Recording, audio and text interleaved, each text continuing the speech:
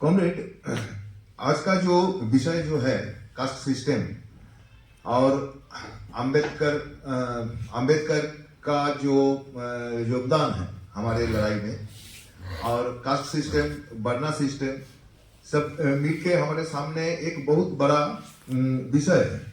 ये जो आप लोग जानते हैं कि कम्युनिस्ट जो का जो चर्चा जो है कम्युनिस्ट लोगों का जो डिस्कोर्स जो चल रहा है, in this discourse this caste question is very important question and at the same time it is one of the most debatable question also.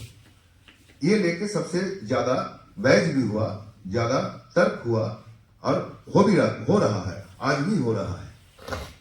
क्योंकि आप लोग जानते हैं कि जब हम लोग 2011 साल में पहला बार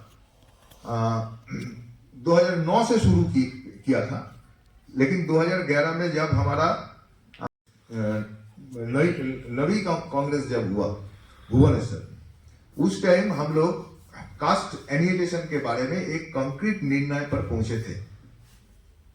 वो इसलिए पहुंचे थे क्योंकि हमें ये लगा कि आज जो हम लोग उस टाइम आप लोग जानते हैं कि कास्ट को लेकर के बहुत सारे लड़ाई भारत में चल रहे थे। एक पश्चिमी उत्तर प्रदेश में चल रहा था, वो जो है आजाद, क्या नाम है, चंद्रशेखर आजाद, उनका लड़ाई चल रहा था। जेएनयू में उस टाइम ये जो आवाज कास्ट के खिलाफ में आवाज बहुत जोर शोर से उठ रहा था और बहुत सारे लड़ाई भी चल रहा था देश का विभिन्न जगह में कि ये कास्ट लेकर के लड़ाई चल रहा था। और हम लोग ये देख रहे थे कि कुछ पार्टियां, कम्युनिस्ट पार्टियां जैसे कि लिबरेशन हो, जैसे कि सीपीएम हो, वो कास्ट लेकर के बात कर रहे हैं, लेकिन उसका मन में जो चीज था, उसका दिमाग में जो चीज था कि कास्ट के खिलाफ में लड़ने वाले बहुत लोग हैं, ये लोगों को हमारा फोल्ड में लेकर के आना चाहिए। Those who are fighting against the caste system, we have to bring them in our fold.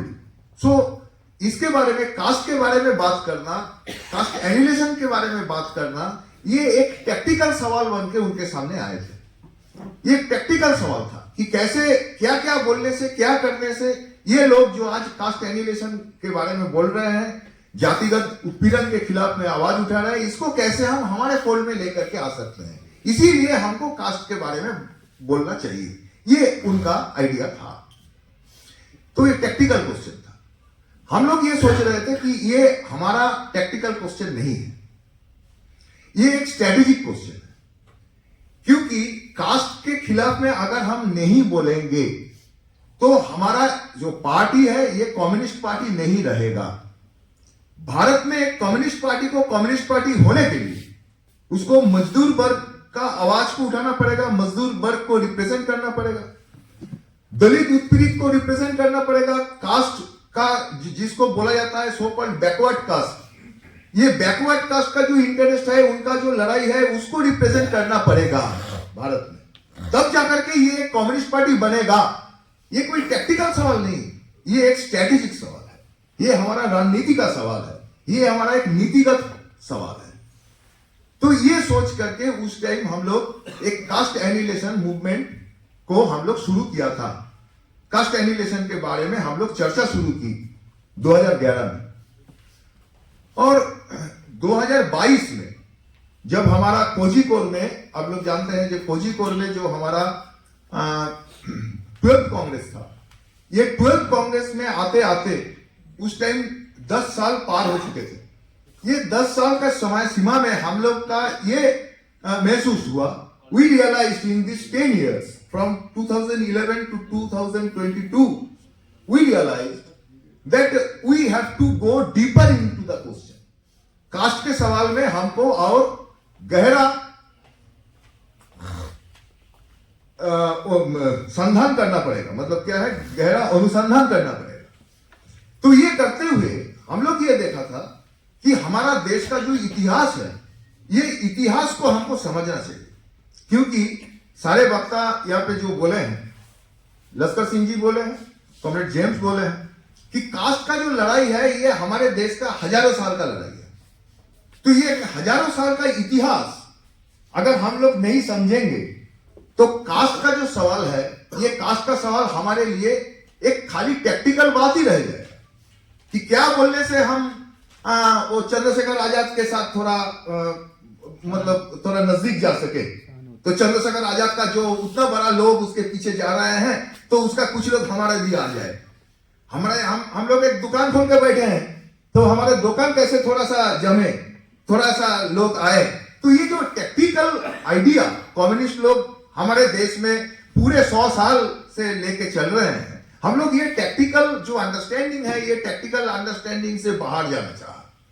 हम लोग चाहा कि ये हमारे पार्टी जो हम लोग तैयार कर रहे हैं, ये एक कम्युनिस्ट पार्टी क्या क्या करने से एक कम्युनिस्ट पार्टी होगा, एक कम्युनिस्ट पार्टी का स्ट्रेटेजिक सवाल क्या है, ये कम्युनिस्ट पार्टी का नीतिगत सवाल क्या है, मतादर्शिक सवाल क्या है, सिद्धांतिक सवाल क्या है। ये देखते हुए हम लोग देखा कि कास्ट क्वेश्चन हमारे लिए बहुत इंपॉर्टेंट है, और कास्ट क्वेश्चन को समझने के लिए हमारा जो इतिहास है, ये इतिहास को हमको समझना पड़ेगा। इसीलिए आप देखिएगा कि हमारा जो नया दस्तावेज जो है, पार्टी डॉक्यूमेंट जो नया दस्तावेज है, ये नया दस्तावेज में आपको कुछ पॉइंट्स मिलेगा। 3.3, 3.4, 3.5 ऐसा जो इसमें है, 3.4, 3.5, 3 पॉइंट्स ऐसा है जहां पे आपको मिलेगा। जैसे हमारे देश का जो इतिहास है, ये इतिहास के बारे में हमारा क्या कहना है, उसका हम लोग वहां पे लिखा है। तो आप लोग जानते हैं, ये लेके उस टाइम तो बहुत बड़ा तर्क हुआ, बहुत बड़ा डिबेट हो गया। कुछ लोगों का कहना था ये सब देने का कोई जरूरत नहीं है, ये इतिहास नहीं है, हमारे पार्टी डॉक्यूमेंट कोई इतिहास चर्चा करने का जगह नहीं है। Party document is not a place to discuss history. तो उस टाइम ये सब बोल के कुछ लोग चले गए हैं, जो चले गए हैं चले जाने दीजिए। तो जो हम लोग है, हम लोग आज जाकर के ये समझ रहे हैं कि फैसीवाद के दौर में, at the time of fascism, history is the one of the very crucial area of world. इतिहास हमारा जो फैसीवाद के साथ जो युद्ध जो चल रहा है, जो वर्ड जो चल रहा है, उसके एक बड़ा क्षेत्र है इतिहास। डिमिट्रोव ने भी जब उनका प्रिपरेशन ये किया था, पेपर प्रस्तुत किए थे, डिमिट्रोव भी बोले थे कि फैसिस्ट लोग ऑलवेज हिस्ट्री को अपना जो स्वार्थ है, वो स्वार्थ से वो यूज कर रहे हैं, इसीलिए वो हिस्ट्री को डिस्टॉर्ट करते हैं, हिस्ट्री को पलट देते हैं, हिस्ट्री को नया हिस्ट्री लिखते हैं अपना मर्जी के खिलाफ, अपना मर्जी के माफिक। तो हम लोगों को देखना पड़ेगा कि हमको ये हिस्ट्री समझना पड़ेगा। History is one of the very crucial area of work against the fascism, because fascism is using history in their interest. That is why they are distorting history and they are using history to justify the fascist rule. तो इसीलिए हमको इतिहास के बारे में कुछ मतलब idea होना चाहिए। तो हम लोग, हमारा जो पार्टी डॉक्यूमेंट है, ये पार्टी डॉक्यूमेंट है, वो लिखा है। यहाँ पे हम लोग देखे हैं कि साथी कि हमारे देश में जब ये जो एरियन लोग जो आया, एरियन लोग आने के बाद हमारे देश में उस टाइम एक बहुत ही डेवलप सभ्यता था। There is a very developed civilization at that time in our country that was called Sindhu सभ्यता, सिंधु घाटी की सिंधु घाटी की सभ्यता, इंडस वैली सिविलाइजेशन इंग्लिश में, हिंदी में सिंधु घाटी की सभ्यता। तो ये सिंधु घाटी की जो सभ्यता थी, ये आज तो ये सभी लोग जानते हैं कि एकदम ईरान अफगानिस्तान बॉर्डर से लेकर के इधर एकदम गुजरात तक एक इतना बड़ा जायगा लेकर के आज करीब करीब 200 साइट्स, 200 जगह अभी ये हुआ है, डिस्कवर्ड हुआ है, जहां पे ये दिखा गया है कि इसमें सिटीज था, 200 cities. It is not a matter of joke. In a civilization that was at least 3,000 years before, 3,000 years before there was a civilization, or 3,000 or 4,000 years before there was a civilization where more than 200 cities. So it was not a matter of joke. It was a big civilization. And ये जो सभ्यता थी, ये सभ्यता की पतन हुई, और ये सभ्यता के जो लोग थे उसके साथ ये जो आर्यन लोग जो था, ये उसके साथ एक संघात हुई। ये संघात के पूरे डिस्क्रिप्शन हमारा साहित्य में है, हमारा काव्य में है। जैसे कि हिंदू जो थियोलॉजी जिसको बोला जाता है, सारे के सारे हिंदू थियोलॉजी, ये जो पूरा पूजा का मौसम चला, जो दुर्गा पूजा, काली पूजा लेकर के पूरा बंगाल में और पूरा पूर्वी क्षेत्र में जो ये पूजा का मौसम चला, इसमें क्या बोला गया? ये तो देव और असुर के संघात के बारे में बोला गया जो पूजा चलता है।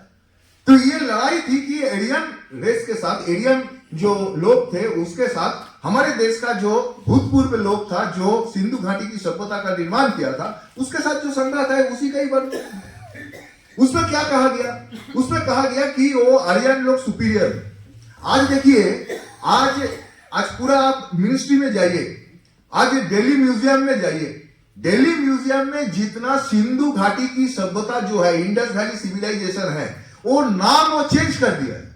इंडस वैली सिविलाइजेशन का जो नाम है वो चेंज करके वो अभी क्या किया है? वो किया है कि इंडस सरस्वती इंडस सिविलाइजेशन। ये सरस्वती को वहां पे लेकर के आया। Saraswati is a river, Rig वैदिक रिवर। ऋग वेद में हम लोग ये सरस्वती के बारे में जानते हैं, एक रिवर के नाम है। ये सरस्वती को इंडस वैली सिविलाइजेशन में दे करके वो ये साबित करना चाहते हैं कि ये जो सिंधु घाटी की जो सभ्यता है, ये सभ्यता आर्यन लोग ही तैयार किया। देखिए, ऐसे वो इतिहास को पलट रहा है, ऐसे वो अपना जो सुपीरियरिटी है, ये सुपीरियरिटी को जाहिर कर रहे हैं। और हमारे देश में आज जो भाजपा की, आरएसएस की जो तानाशाही चल रहा है, ये तानाशाही को वो साबित कर रहा है, क्योंकि ये तानाशाही कर सकते हैं क्योंकि ये सुपीरियर लोग हैं। तो इसके खिलाफ में कम्युनिस्ट लोगों को खड़ा होना पड़ेगा। असली इतिहास क्या है ये हमको बोलना पड़ेगा। असली इतिहास है कि आर्यन लोग जब हमारे इस क्षेत्र में आए, उस टाइम भारत के नाम था जम्बूद्वीप। ये जम्बूद्वीप में जब आए, तब एक उन्नत सभ्यता जो था, एक डेवलप्ड सिविलाइजेशन था, उसको ध्वंस करके वो अपना जो पेस्टोरल सोसाइटी को निर्माण किया था, वो एक पीछे चला गया। सोसाइटी पशुपालक सोसाइटी का निर्माण किया था, वो सोसाइटी पीछे चला गया। पीछे जाकर के फिर वो आगे जाना शुरू किया। ये जब पीछे जाके आगे जाना शुरू किया, तो हमारा मार्क्सिज्म में जो हम लोग जो पढ़ते हैं, जो क्लासलेस सोसाइटी था, वो जब पशुपालक सोसाइटी बनाया था, वो एक क्लासलेस सोसाइटी था, श्रेणीहीन समाज थे, उसमें कोई श्रेणी नहीं था, उसमें कोई वर्ग नहीं था। तो फिर वो जब आगे बढ़ने लगा, तब वर्ग उत्पन्न हुई। जब सरप्लस आने लगा सोसाइटी में जब सरप्लस आने लगा, तो वर्ग उत्पन्न हुई। ये वर्ग उत्पन्न जो हुई, दिस इज इंपॉर्टेंट। ये वर्ग कैसे उत्पन्न हुई? कम्युनिस्ट लोग वर्ग हर चीज में वर्ग बोलते हैं, लेकिन हमारा स्टडी नहीं है कि हमारे देश में कैसे वर्ग का उत्पन्न हुई। कम्युनिस्ट मैनिफेस्टो आपने जरूर पढ़े होंगे। तो कम्युनिस्ट मैनिफेस्टो में क्या लिखा है? शुरू फर्स्ट लाइन कम्युनिस्ट मैनिफेस्टो में लिखा है कि आज तक जितना समाज आए, सभी समाज का इतिहास है वर्ग संघर्ष की इतिहास। ये वर्ग संघर्ष चला, कभी सीक्रेटली चला, कभी ओपनली चला, लेकिन ये चला। किसके खिलाफ चला वो भी लिखा है। प्लीबियन के साथ पैट्रिशियन का चल रहा है, जर्नीमैन के साथ फ्रीमैन का चल रहा है, वर्ग संघर्ष चला। तो हम लोग जब कम्युनिस्ट मैनिफेस्टो पढ़ते हैं, तब हम लोग जानते हैं कि हाँ, प्लीबियन पैट्रिशियन के साथ चला, जर्नीमैन फ्रीमैन के साथ चला। वो कम्युनिस्ट मैनिफेस्टो लेके आप ये हॉल के बाहर जाइए, आपको प्लीबियन मिलेगा, पैट्रिशियन मिलेगा, जर्नीमैन मिलेगा, फ्रीमैन मिलेगा? नहीं। हमारे देश में वर्ग हमारे देश के अनुसार तैयार हुई। वो पश्चिमी यूरोप रोमन जो सोसाइटी का जो डिस्क्रिप्शन दिया था मार्क्स, वो रोमन सोसाइटी जैसा हमारे यहाँ पे वर्ग उत्पन्न नहीं हुई। हमारे यहाँ पे वर्ग उत्पन्न हुई वर्ण के रूप से। ब्राह्मण, क्षत्रिय, वैश्य, शूद्र, ये वर्ग थी। कैसे? देखिए, जो क्षत्रिय है उसका जो रिस्पॉन्सिबिलिटी था कि वो राज करेगा, तो राजा ठीक हो गया क्षत्रिय। वो क्यों न चाहे आप शूद्र वंश से आए, तो कितना भी आप अच्छे राजा हो, कितना भी आपका क्वालिटी हो, आप राज नहीं कर सकते। आपको राज करने के लिए आपको क्षत्रिय होना पड़ेगा। तो क्षत्रिय का बेटा राजा होगा, राजा का बेटा राजा होगा, उसका बेटा राजा होगा, उसका बेटा राजा होगा। ठीक है, फिक्स हो गया। अच्छा, ब्राह्मण क्या करेगा? ब्राह्मण जो ईश्वर ऊपर में बैठे हैं उसके साथ इसका कांटेक्ट रखेगा। वो मिडिल मैन है, he is the middle man between God and king, middle man है, दलाल है। तो एक नेक्सस तैयार हुआ, एक अलायंस तैयार हुआ, गठबंधन तैयार हुआ। किसके साथ? ब्राह्मण के साथ क्षत्रिय का। ये लोग राज बन के रहा है। हमारे देश का जो शासक बन कौन था? ये लोग था। आज भी आप देखिए हमारे देश का शासक बन ज्यादातर ये लोग ही है। और इसके साथ बनिया अभी जुटे हैं। उस टाइम बनिया उल्टा साइड में था, जो वैश्य लोग था वो उस टाइम उल्टा साइड में था। किसके साथ था? वो शूद्र लोग के साथ था। शूद्र लोग का क्या रिस्पॉन्सिबिलिटी था? वो काम करेगा, लेकिन काम के फल नहीं मिलेगा। काम के फल किसका मिलेगा? हाँ, नहीं, करने वाले को नहीं मिलेगा। काम के फल मिलेगा ब्राह्मण को। नहीं पूछना, फल भी नहीं पूछना। हाँ, फल नहीं पूछना, फल तो मिलेगा ब्राह्मण लोगों को। कि क्यों ब्राह्मण लोगों को क्यों मिलेगा? बोलिए, क्यों ब्राह्मण लोगों को मिलेगा?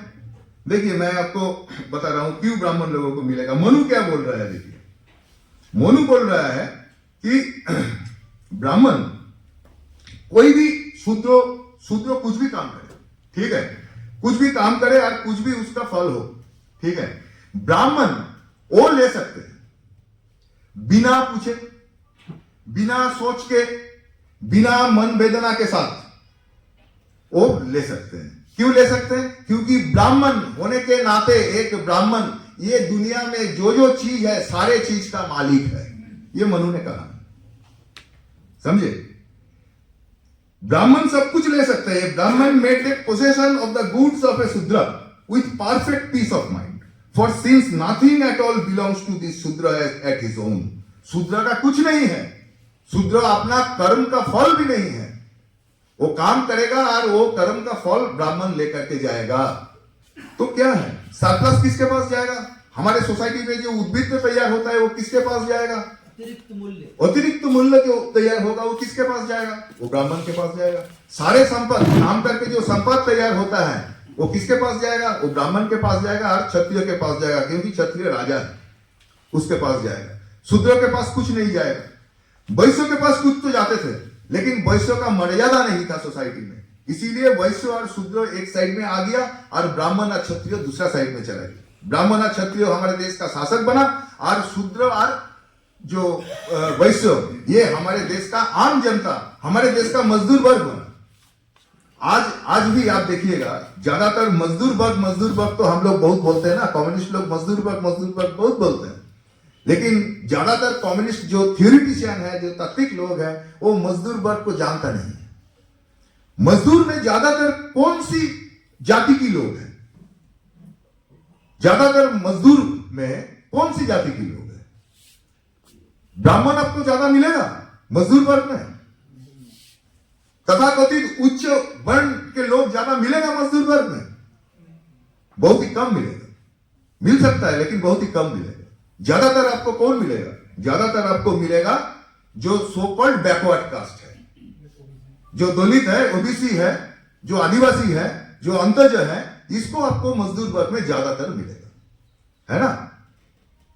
तो क्या बुरा किया था जब अंबेडकर ने जब उनका पार्टी बनाया और वो बोला कि हम शूद्र का राजनैतिक जो लड़ाई है, ये राजनैतिक लड़ाई का नेता हूं, तब अंबेडकर क्या हमारे दोस्त नहीं था?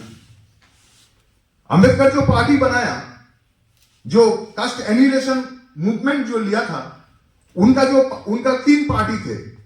उनका labour party, independent labour party था, बाद में वो शेड्यूल कास्ट फेडरेशन बनाया, एससीएफ बनाया था। जो भी एक पार्टी को पकड़ लीजिए, एससीएफ को पकड़ लीजिए या लेबर पार्टी को पकड़ लीजिए, क्या ये मजदूर वर्ग के पार्टी नहीं था? ये तो मजदूर वर्ग की पार्टी था। दलित वर्ग के पार्टी मतलब तो ये मजदूर वर्ग की पार्टी है, क्योंकि दलित वर्ग ज्यादातर मजदूर वर्ग है। हमारे देश में जो वर्ग का उत्पन्न हुई ये वर्ग का उत्पन्न हुई ऐसे, इसीलिए हमको अगर ये इतिहास अगर हम नहीं जानेंगे तो हमको क्या लगेगा, हमको ये लगेगा, ये जो कम्युनिस्ट लोगों को उस टाइम लगा था कि अंबेडकर जो मजदूर वर्ग के जो यूनिटी है, मजदूर वर्ग का यूनिटी भंग कर रहा है, यूनिटी तोड़ रहा है, इसीलिए ना कंपटीशन आ गया। कम्युनिस्ट लोग और अंबेडकर के बीच में जो कंपटीशन आ गया वो शुरू हुई, हम एक दुख के साथ बोलना पड़ता है कि ये शुरू हुई कम्युनिस्ट पार्टी से। कम्युनिस्ट पार्टी उस टाइम ये सोचा था, अब रणदीप का जो आर्टिकल है जो है वो पढ़ के देखिए, जो वो सोचा था कि ये अंबेडकर हमारा जो मजदूर एकता जो हम लोग निर्माण करने के लिए जा रहे हैं, इसमें फूट डालना चाहते हैं अंबेडकर। ये उनका दिमाग में, कम्युनिस्ट पार्टी के ये दिमाग में आ गया। और हमारे देश में ये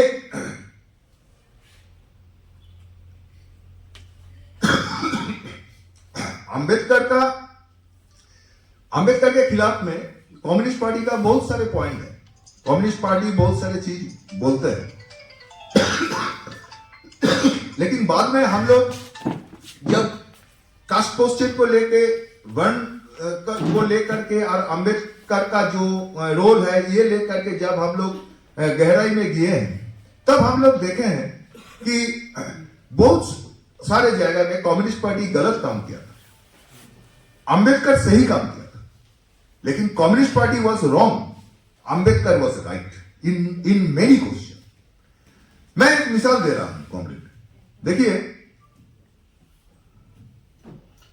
अंबेडकर के खिलाफ में एक एलिगेशन है कम्युनिस्ट लोगों का। एलिगेशन यही है कि अंबेडकर ब्रिटिश के खिलाफ वो लड़ना नहीं चाह वो ब्रिटिश के साथ एक समझौता किया था। Ambedkar was a stooge of British imperialism. Ambedkar did not want to fight British imperialism. So it was a very serious allegation from the Communist Party at that time. Even till date, various sections of communist people, communist workers, they are raising this allegation again and again against Ambedkar. लेकिन अंबेडकर का क्या position था? अंबेडकर का कई सारा लेख है इसके ऊपर, बहुत सारे लेख हैं। अंबेडकर जब वो स्टूडेंट थे, आप जानते हैं जब स्टूडेंट थे, उसका एक डॉक्टरेट किया, पीएचडी किया। तो डॉक्टरेट करने के लिए एक थीसिस लिखना पड़ता है। There is a doctoral thesis, that is called doctoral thesis. Doctorate होने के लिए एक थीसिस लिखना पड़ता है। तो अंबेडकर का 3 थीसिस था, क्योंकि अंबेडकर बहुत पढ़ाई किए थे, तो उनका 3 डॉक्टरल डिग्री है। तो 3 थीसिस है। उसमें एक थीसिस है कि ब्रिटिश पीरियड में इंडियन जो करेंसी है, भारतीय जो मुद्रा जो है टाका, ये भारतीय मुद्रा का ब्रिटिश कैसे ध्वंस कर रहे हैं, ये भारतीय मुद्रा के संकट, the crisis of Indian rupee and it's solution, ये नाम था उसका, ये थीसिस का। ये मेरे पास ये थीसिस है, ये करीब 750 पेजेस का थीसिस है, करीब 1000 पेजेस का थीसिस है, 750 पेजेस है। उसके बाद और कुछ है, तो जो भी है, ये थीसिस आप पढ़ के देखिए। इसमें तो वो ब्रिटिश जो रूल है, ये ब्रिटिश रूल को पूरा सेटर, मतलब क्या बोलते हैं कि उसके खिलाफ में वो पूरा ये चला दिया, मुहिम चला दिया। He wrote serious allegation against British government that how British government is destroying Indian rupee for their own imperialist interest. ये थीसिस जाने के बाद जब वो जमा किया ये ऑक्सफोर्ड में, तो ये जो अथॉरिटी है, ये Oxford did not accept this thesis, they return this thesis, and the British government ये सोचने लगा कि ये Ambedkar is some kind of extremist, and at that time Ambedkar has a good relation with the Ghadar revolutionaries. Ghadar party जो थे उस time, Ghadar revolutionaries जो था, so he had very good relation with the Ghadar revolutionaries. तो British government started thinking that Ambedkar is some terrorist like people, so they return that, वो वापस कर दिया था वो थीसिस। तो थीसिस आप पढ़ के देखिए कि कैसे वो थीसिस को अंबेडकर ने लिखा था। ये उनका शुरुआत था। जितना उसका पॉलिटिकल जो करियर है अंबेडकर का, पॉलिटिकल करियर में अंबेडकर ने ये कहा कि उसका प्रॉब्लम था कांग्रेस के साथ। क्यों कांग्रेस के साथ उसका इसलिए प्रॉब्लम था कि वो बोला था कि कांग्रेस का जो रूल होगा, मान लीजिए इंडिपेंडेंट हो गए हम, assume that we are living in free India and Congress is ruling, ऐसा अगर सिचुएशन है तो ये जो नई भारत जो बनेगी, ये नई भारत दलितों के भारत नहीं बनेगी। ये नई भारत कांग्रेस के रूल में, ये नई भारत ब्राह्मणों का रूल बनेगा, ब्राह्मणों का भारत बनेगा, ये दलितों का कारागार बनेगा। The new India, the independent India under Congress will be a India of the Brahmins. It will be a jail or prison of the Dalits. ये उनका डर था। कम्युनिस्ट पार्टी का क्या कहना था? चीन में क्या कहना था? चीन में ये कहना था कम्युनिस्ट पार्टी को कि अगर if China is independent under the rule of Chiang Kai-shek, Chiang Kai-shek का नेतृत्व पर अगर चीन स्वाधीन हो जाए तो ये चीन एक न्यू कॉलोनियल चीन बनेगा। हमारे देश में कम्युनिस्ट पार्टी को यही बोलना चाहिए था कि if the free India, if the new independent India will emerge under the leadership of Congress, under the rule of Congress, then this new independent India will not be independent. This new India will be a neo-colonial India. ये नई भारत एक नई उपनिवेश, नवा उपनिवेश बनेगा, ये बोलना चाहिए था। लेकिन कम्युनिस्ट पार्टी क्या बोला? कम्युनिस्ट पार्टी क्या बोला सुनिए। कम्युनिस्ट पार्टी बोल रहा था उस टाइम कि हमको कांग्रेस के साथ, मुस्लिम लीग के साथ, अंबेडकर के साथ अलायंस बनाना है। लेकिन ये अलायंस का जो नेता कौन बनेगा? ये अलायंस का नेता बनेगा गांधी।